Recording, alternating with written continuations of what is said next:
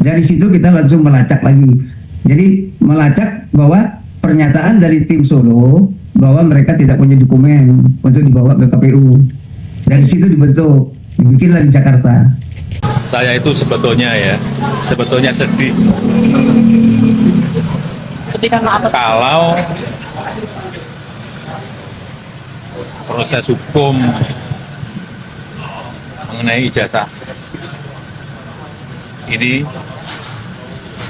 maju lagi ke tahapan berikutnya. Saya kasihan, tapi ya ini kan sudah keterlaluan. Jadi ya kita tunggu proses hukum selanjutnya. Ya, saya rasa dosen pembimbing saya Bapak Kasmujo.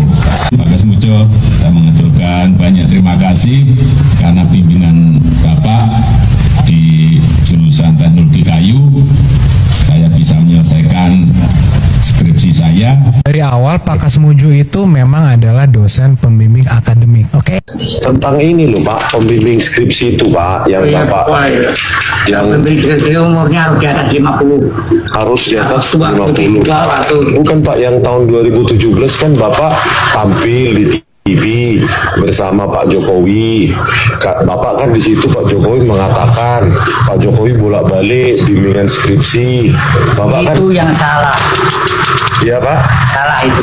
Saya baru 3B tidak bisa bimbing. Bapak saat itu berarti bukan pembimbing skripsi, Jelas bukan. bukan pembimbing akademik. Bukan. Pembimbing akademik pun bukan Pak. Bukan.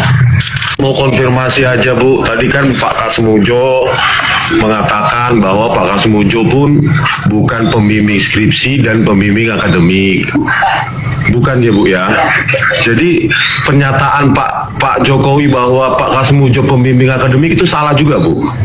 Salah. Ya salah itu enggak bimbing akademik. Pak bukan pembimbing akademik, bukan pembimbing skripsi. Oh ya. Pak, Anda mengklaim bahwa ijazah Jokowi ini dicetak secara terburu-buru di Pasar Pramuka jelang pencalonannya Gubernur DKI Jakarta. Kata siapa Pak? Gini, karena saya satu di antara yang ikut ke Jogja dan ke Solo, saya melihat langsung ya bahwa UGM dan Jokowi tidak memberikan jawaban yang memuaskan, Ya. padahal kita sudah meminta waktu untuk ketemu. Dari situ saya langsung mencari sesuatu, pasti ada sesuatu. Artinya kalau kita menggunakan rasionalitas yang waras, seharusnya ini sudah terjawab pada waktu itu. Karena itu tidak terjawab, maka saya mencari jalan apa yang dilakukan oleh UGM dan kelompoknya Roy TPUA itu pasti ada sesuatu. Satu diantaranya adalah kalau UGM tidak mengakui, berarti ini ada tempat lain di mana barang ini diterbitkan. Maka saya Tidak langsung mengaku, melacak. maksudnya Pak? Maksudnya UGM tidak mengaku menerbitkan ijazah ini? Ya kan artinya gini, UGM belum menjawab secara pas gitu ya dengan tuntutannya Roy Suryo dan kawan-kawan ya, masih menghindar terus ya. Artinya kalau mereka sudah tahu mereka akan didatangin oleh kelompok TPUA, artinya mereka sudah mempersiapkan semua yang dibutuhkan. Ternyata kan tidak. Begitu juga dengan Jokowi. Berarti ada sesuatu yang disembunyikan. Artinya mereka tidak seperti mahasiswa UGM yang lain yang menunjukkan ijazahnya secara terbuka terang-terangan dan itu pas gitu. Nah, karena kondisinya seperti itu menyebabkan saya bertanya pada diri saya, ini ada sesuatu. Pak, ini Bapak dapat informasi cetak di Pramuka, Bapak jadi pernah Bapak datang ke Pramuka atau Bapak melihat tanda buktinya atau Bapak menghubungi orang yang mencetak ijazah itu gitu? Oh, berarti Bu Siswa belum baca semua ya. Jadi ada pertemuan antara tim Solo sama tim Jakarta yang di Cikini itu. Dari situ Soalnya terus ini dirancang. Bapak maaf, 21 Maret UGM memastikan bahwa Pak Jokowi pernah berkuliah dan lulus dari UGM, Pak. Ya itu boleh saja kan, itu kan versinya dia, versinya UGM kan, Iya. yang masih lawan. Tapi kan? tadi Bapak bilang UGM belum memberikan jawaban yang memuaskan. Puas versi Bapak seperti apa? Kan produk itu masih ditolak, kertasnya tidak benar, hurufnya tidak benar, tintanya tidak benar. Oke. Artinya produk Baik, tahun kita fokus 85 dijawab dengan 2012. Baik, kita fokus ya ke Pramuka. Itu Bapak dapat dari mana? Bapak saksi, Bapak pernah melihat tanda bukti pencetakan ijazah atau Tadi Bapak Ibu ngobrol baca dengan semua. si pencetak Ibu baca ijazahnya? semua, Ibu baca semua, itu ada pertemuan yang membahas kekurangan dokumen Jokowi untuk dibawa ke KPU. Oke. Sehingga dicarilah jalannya, ketemulah sama Dhani Iskandar dan kawan-kawan itu. Maka disitulah dirancang, didesain bagaimana semua ijazah itu dibuat. Siapa saja yang terlibat, Pak? Boleh diulang lagi, Pak? Kan ada Dhani Iskandar Dhani Iskandar. dari pihak DKI, aktivis-aktivis yang ada di partai. Terus saya juga sudah cek kepada Pak Prasetyo Edi Marsudi, Ketua DPRD, bahwa itu ada antara kelompok Jakarta sama kelompok kelompok Solo. Maka pada waktu setelah selesai ijazah itu dibikin, diserahkanlah ke Pak Pras, Oke. Si Widodo. Dari Pak Pras dan kawan-kawan, ada dari Gerindranya M. Sarif, dibawalah ke DKI, KPU DKI. Ketemulah di situ dengan Pak Juri Adrianto. Mereka ini semua tidak tahu asal-usul dokumen yang dibawa itu. Jadi saya juga udah komunikasi dengan Pak Pras, saya juga sudah pertanyakan pada Pak Sarif, apakah mereka melihat? Melihat. Apakah mereka memegang? Ya. Terus mereka juga melihat semua dokumen itu, antara dokumennya Jokowi dan Ahok. Mereka melihat gitu. Tahu itu palsunya dari mana, Pak? Tahu itu buatan Pramuka dari mana, Pak? Kan dikasih tahu, ada dua yang kita mau pegangkan. Pertama dari keyakinan kita apa yang disebut oleh Bambang Tri, bahwa Jokowi tidak punya ijazah. Yang kedua, kita dapat informasi pernyataan dari Rektor UGM, Pak Sofyan Effendi, bahwa tidak pernah ada yang namanya Jokowi di kehutanan itu. Dari situ kita langsung melacak lagi. Jadi melacak bahwa pernyataan dari tim Solo bahwa mereka tidak punya dokumen untuk dibawa ke KPU. Dari situ dibikinlah di Jakarta. Nah, tadi Bapak nyebutkan bahwa ini dibuat oleh tim dari Solo. Itu siapa, Pak? Boleh disebutkan namanya? Tim Solo itu yang inti itu ada 3 orang. Ada David, ada Anggit, ada Widodo. Tapi yang berperan besar itu adalah namanya Widodo. Nah, Widodo ini berpasangan lah terus-menerus dengan Dhani Iskandar. Sehingga mereka berapa kali ketemu Jokowi. Dan mereka lah terus membentuk setelah lolos dari KPU DKI, mereka membentuk tim pemenangan di Jalan Menteng 22 itu. Pak Bitter, jadi 3 orang ini, David, Anggit, dan Widodo yang mencetak ijazah ke Pasar Pramuka. 3 orang ini, Pak? Enggak, cuman Widodo aja. Widodo aja? Itu atas penjelasan Dhani Iskandar. Atas penjelasan Dhani Iskandar? Ya. Bahwa Widodo yang datang ke Pasar Pramuka untuk mencetak ijazah itu tahun 2012, Pak? Ya. Kemudian kalau tim dari Jakarta atau dari partai ada yang mengetahui, Pak? Tahu, makanya saya sudah cek juga ke Pak Prasetyo, bahwa Pak Prasetyo menyatakan bahwa benar bahwa ada tim dari Solo dan tim Jakarta. Tim Jakarta siapa saja, Pak? Tim Jakartanya siapa, Pak? Dhani Iskandar. Oh, tadi Dhani Iskandar. Baik. Pak Prasetyo Edi mengetahui kalau itu ijazah dibuat di Pasar Pramuka, Pak? Enggak tahu dia. Oke. Tadi Bapak mengatakan Pak Prasetyo Edi tahu? Ya, dia yang menerima. Oh, jadi oke. dokumen itu diserahkan kepada partai, dari partai langsung diantar ke KPUD. Kalau Pak Pratikno tahu nggak, Pak, kira-kira? Mungkin Ibu lebih tahu dari saya kurang. Oke. Pak Prasetyo, dari partai ada yang tahu, Pak? Pras itu kan partai. Tadi saya bertanya ke Bapak, Pak Prasetyo Edi mengetahui kalau itu ijazah dicetak di Pramuka. Bapak bilang tidak tahu. Saya Tidak tahu, bertanya, tapi iya, dia yang saya bertanya, terima. dari partai ada yang tahu, Pak, kalau itu Itu Dhani Iskandar. Dari partai, dari PD Perjuangan, Dhani Iskandar itu, Pak? Lah iya, dia kan aktivis partai. Oke. Baik, sebelum kita lanjutkan, Pak, kita simak dulu tanggapan dari kuasa hukum Joko Widodo terkait tudingan ijazah Jokowi yang dicetak di Pasar Pramuka. Terkait informasi yang beredar bahwa seolah Pak Jokowi membuat ijazah palsu di Jalan Pramuka, pada intinya kami selaku kuasa hukum menilai hal tersebut hanya sekedar informasi yang bersifat bebas ya, dan tentunya tidak memiliki nilai pembuktian. Apalagi kalau kita ikuti itu seolah cerita dari cerita ya. Lalu berikutnya jika diikuti juga cerita tersebut bahwa seolah itu dilakukan di tahun 2019 pada saat mencalonkan diri sebagai Gubernur Jakarta, pertanyaan mendasarnya adalah lalu apa yang digunakan ijazah Pak Jokowi pada saat mengikuti Pilkada Solo yang memang jauh sebelumnya, dan memang tercatat di KPUD sudah ada ijazah Pak Jokowi saat itu kan gitu. Berikutnya adalah juga kami sangat menyaksikan partai sebesar PDIP ya mengusung gubernur maupun presiden 2 kali dengan menggunakan ijazah yang seolah-olah dipalsukan ya. Apalagi dalam cerita tersebut kan seolah-olah ada tokoh-tokoh PDIP yang ikut terlibat atau setidaknya mengetahui. Kami sangat menyaksikan itu ya. Ini seperti tidak lebih seperti cerita kemarin soal kapal di Raja Ampat ya, yang ternyata kemudian setelah ditelusuri kan tidak ada kaitannya itu. Dan yang satu hal yang perlu dicermati adalah selanjutnya menjadi kepala daerah maupun presiden cukup dengan ijazah SMA. Jadi untuk apa ya memasuk ijazah S1 ya? Apalagi kenyataannya kita dengar sendiri dari UGM yang maupun banyak saksi yang sudah dengar keterangannya termasuk hasil puslapor bahwa ijazah itu asli. Jadi kami melihat ini hanya sekedar informasi yang berkembang dan tidak bisa dipertanggungjawabkan. Tadi Anda mengatakan bahwa Andi Wijayanto mengetahui kalau ini ijazah dicetak tahun 2012, benar demikian Pak? Oh ya, kan di partai ini kan, partai kami kan partai besar, ada proses, ada prosedur, ada ke administrasi dan juga ada LO. Nah, Pak Andi itu menerimanya kan dari tim LO itu, jadi itu sudah disortir dan segala macam. Jadi Pak Andi tahu bahwa ijazah yang dia pegang itu adalah ijazah yang juga pernah dibawa ke KPU DKI. Iya, tapi tahu kalau itu ijazah palsu Pak? Nggak tahu. Oh, nggak tahu.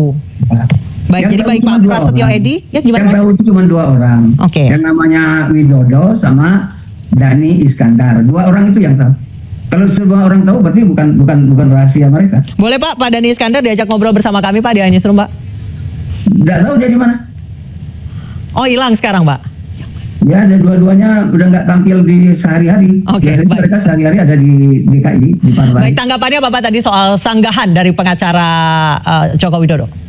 Enggak, saya nggak mau nanggapin. Itu kan urusan dia. Urusan saya mau menertibkan dulu administrasi informasi dari partai. Dari partai ini gimana sebenarnya ini. Jadi saya sedang melacak ke belakang siapa aja aktivis partai ini. Sesuai baru kita akan buka ke luar. Jadi pada waktu Pak Pras dan kawan-kawan ke KPUD itu ketemunya sama dengan Pak Juri Ardiantoro. Terus pada 2014 LO partai 4 orang datang ke KPU, Pak yang menerima juga masih Pak Juri Ardiantoro. Dia sudah pindah ke KPU pusat. Pak, berarti kalau besarnya baru dicetak 2012 buat DKI Jakarta, waktu Solo pakai ijazah yang mana Pak? Waktu wali kota Nggak Solo? tahu saya, dan itu katanya pakai Dr. Andes, dan saya nggak tahu. Oh, waktu Solo Dr. Andes. Katanya begitu, Oh, waktu Solo Dr. Andes, kemudian waktu Jakarta jadi insinyur. insinyur. Menurut siapa Pak? Kata siapa? Nah, di ijazahnya itu tertulis insinyur. Enggak, yang tadi Bapak mengatakan pas Solo Dr. Andes, kemudian pas... Saya baca aja nih berita-berita dari ibu juga lah, dari medsos-medsos itu Oh, kan. oke. Dari Dr. Andes. Baik. Ini soal pengakuan dari Betor Suryadi yang tadi sudah kita promokan di awal, yaitu soal bahwa ijazah Pak Jokowi diungkap oleh dirinya bahwa itu dibuatnya di Pasar Pramuka. Ini memang Pasar Pramuka itu dari dulu itu ada tempat tertentu yang memang terkenal untuk membuat barang-barang palsu seperti itu, ijazah palsu, sertifikat palsu. Sekarang suruh aja pengacaranya untuk laporkan dan suruh membuktikan. Ini bakal rame lagi. Betul. Berani nggak nih untuk menuntut Betor? Karena apa yang dikatakan oleh Betor ini sangat-sangat dahsyat sekali loh. Dan dia menunjuk mesti nama Andi Wijayanto. Ketika itu kita tahu Andi Wijayanto ini adalah orang yang sangat dekat dengan Jokowi. Begitu juga ada nama Anggit Nugroho. Anggit Nugroho mungkin teman-teman banyak yang tidak familiar ya. Tapi ini orang yang sangat berperan. Dia adalah jurnalis juga, mantan Solo, dari Pos ya di Solo, dan dia melekat di Pak Jokowi itu dari sejak awal ketika Pak Jokowi belum mencalonkan diri sebagai wali kota. Jadi dia adalah orang yang sebagai menyusun strategi komunikasi, termasuk kata blusukan dan sebagainya, baju kotak-kotak itu dalam sejarahnya Anggit yang membeli di pasar Tebet begitu untuk baju kotak-kotaknya. Panggil aja Mbak. Begitu. Dan kemudian juga soal Pak Jokowi yang belusuan, bahkan ada sebuah cerita. Jadi sangat-sangat berperan. Dia ini tidak mau masuk ke kabinet dengan nomenklatur resmi, tapi dia akhirnya diangkat oleh Pak Jokowi sebagai sekretaris presiden. Walaupun pada akhirnya pada pemilu 2024 dia Anggit, terus kemudian Jaleswari ya kalau tidak salah, kemudian ada komisaris dari PLN ketika itu Eko Sulistyo itu kan mundur rame-rame karena mereka membela Ganjar dan Pak Mahfud ketika itu. Jadi jejaknya apa yang dikatakan oleh Betor itu betul bahwa memang ini orang yang dekat dengan Pak Jokowi ini. Nah sekarang tinggal kita cari. Itu tadi ya, dan ini memang ngeri-ngeri sedap soalnya sebut nama, sebut tempat, dan kalau kita bicara tentang locus delicti, locus tempus delicti, ya, atau kita pakai prinsip jurnalisme what, who, where, when, why, how, itu semakin jelas. Nah, pertanyaannya adalah informasi yang cetowelo-welo sumbernya ini apakah punya nilai bagi Polri untuk mengungkapkan masalah ijazah ini secara profesional dan presisi. Itu menjadi pertanyaan bagi kita semua. Ya, untuk sementara ya kita mengatakan mudah-mudahan ini diperhatikan dan diperhitungkan. Karena bagaimanapun luar biasa jadinya.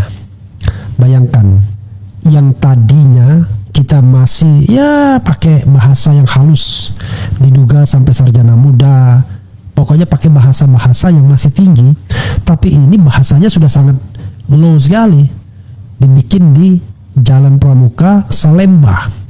Ini kan luar biasa ini, dan ini menurut saya tidak main-main. Bitor tentu punya dasar mengatakan seperti itu. Nggak mungkin dia kan baru bangun tidur tiba-tiba dia ngomong. Tentu dia punya informasi. Dan kalau kita bicara mengenai informasi, jangan lupa dia adalah kader PDIP, dan PDIP adalah pihak yang mengajukan Jokowi sebagai calon gubernur di 2012, kemudian calon bupati, calon presiden Republik Indonesia, calon wali kota sebelumnya. Jadi dalam soal seperti ini, kalau Bitor mengetahui informasi seperti ini, rasanya wajar kalau dia mengetahui ini. Nah, sekarang yang menjadi persoalan adalah apakah ada keinginan untuk membuka ini secara terang. Jangan salah, ya, chaos itu kalau kemudian terus-menerus ditutup-tutupi, sehingga orang kemudian terus ingin mengetahui. Karena kebenaran itu ditutup, salurannya ditutup, maka dia akan mencari jalannya sendiri. Nah, kalau kebenaran itu mencari jalannya sendiri, ya itulah yang bisa memunculkan chaos. Tapi kalau disalurkan pada tempat yang benar, yang netral, yang independen, yang memberikan keyakinan pada publik, apapun saluran itu, maka disitulah sesungguhnya tidak akan pernah terjadi chaos apapun. Dan saya juga nggak yakin bangsa Indonesia tiba-tiba akan chaos hanya karena soal ijazah ini. Tetapi bagaimanapun tetap diperlukan yang namanya transparansi soal kebenaran ijazah Jokowi ini, sesuai dengan prinsip bahwa setiap orang berhak atas informasi, berhak mencari, mengolah dan menyampaikan informasi. Begitu sobat era sekalian, ya. Nanti kita akan lihat bagaimana hari-hari selanjutnya setelah ada fenomena-fenomena baru. Saya sebut dari belakang, ijazah dibuat di Pasar Pramuka, kemudian Pak Kasmujo mengatakan bukan pembimbing skripsi, harian Kedaulatan Rakyat tidak korek menyebut PASA dengan puasa, kemudian ijazah Jokowi kalau dibandingkan dengan sohibnya Pronojiwo tidak identik, kemudian Rismon menemukan sebenarnya hanya mendaftar untuk sarjana muda saja, dan lain sebagainya. Jadi itu